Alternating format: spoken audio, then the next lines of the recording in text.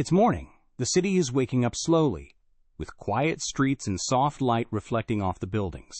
A man walks to work, following the same street he takes every day, moving at a familiar pace, guided by routine rather than thought. As he walks, his mind drifts to the day ahead. Meetings, responsibilities, small tasks waiting to be handled later. Nothing feels urgent and nothing feels wrong. The morning feels ordinary, predictable, and safe. While walking, he feels a brief pressure in his chest, subtle enough that it doesn't immediately alarm him. He slows down slightly, takes a breath, and stands still for a moment as people continue walking past him. The sensation fades quickly, and he decides to keep going, reminding himself that he has somewhere to be. Suddenly, pain cuts through the calm of the moment, sharp enough to stop him mid-step. The sounds of the street begin to fade, and the world around him feels distant and unreal. The image dissolves into darkness, leaving the moment unfinished. Why do men die first? It's a question that rarely gets asked directly, yet most people have seen the pattern in their own lives.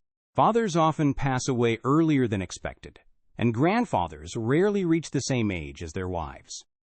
Many men appear strong, capable, and present for years, until one day they suddenly aren't. When people try to explain this, they usually turn to biology as the first answer. Hormones are mentioned, especially testosterone, along with the idea that men naturally take more risks. These explanations aren't wrong, but they don't fully explain why the pattern keeps repeating. If biology were the only factor, the difference wouldn't be so consistent in modern life.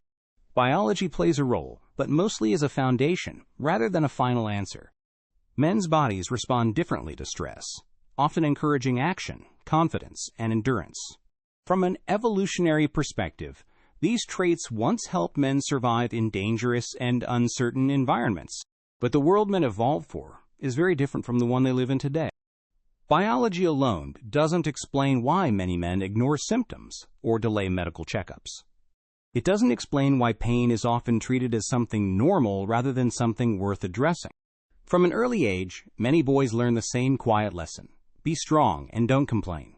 Emotions are often dismissed, pain is minimized, and asking for help is subtly discouraged.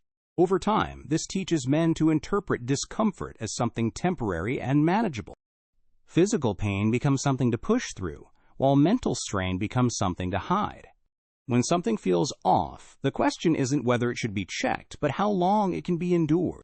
Men rarely die because of one dramatic decision made in a single moment. More often, it's the result of many small delays that seem harmless on their own. Appointments are postponed, symptoms are ignored, and rest is delayed for something that feels more important. At the same time, men are more likely to work in physically dangerous jobs and take everyday risks. They often drive faster, sleep less, and push past limits without much thought. This doesn't come from a lack of care for life, but from familiarity with risk. Another quiet force is pressure.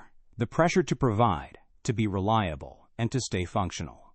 For many men, slowing down feels irresponsible, and admitting difficulty feels like failure. Instead of being released, stress is absorbed and carried silently over time. It settles into the body, affecting the heart, the immune system, and the nervous system. Together, biology, culture, and daily habits form a pattern that slowly wears men down. If you're a man who wants to break the cycle, write this in the comments. I'm here for the long run.